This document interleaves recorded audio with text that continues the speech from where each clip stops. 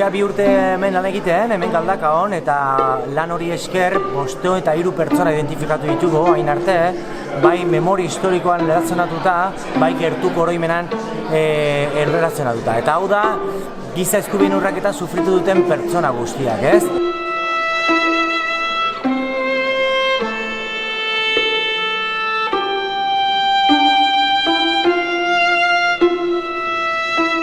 Alde batetik, artxiboko lana egin dugu, hainbat artxibo konsultatu ditugu, bai militarrak, bai estatala, bai tokiko artxiboak, eta bestaldetikan elkarrizketa bildu ditugu, ezta?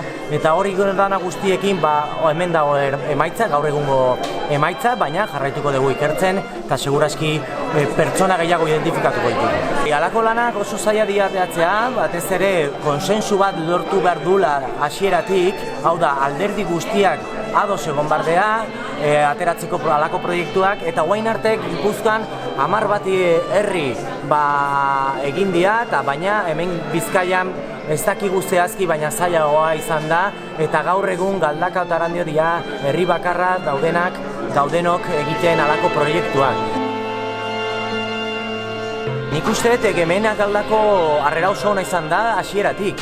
Eta gaur aurkezten dugunean webgunea ikusten da, zenbat jende zegoen, eta nik uste dut hemendik aurrera seguraski jendea ikusten duenean webgunea parte hartuko dutela, jende gehiago parte hartuko du.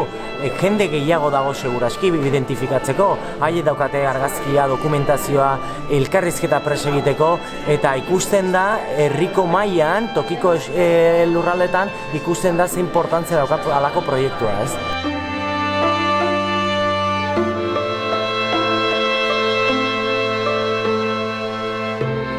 Gurekin harremanetan jartzeko oso erreza da, webgunea oso didaktikoa da, juten bazea beti dago toki bat, atal bat, non klikatzen badezu eta idazten badezu mezu bat, zuzenean Arantzadin jasotzen dugu mezu hori.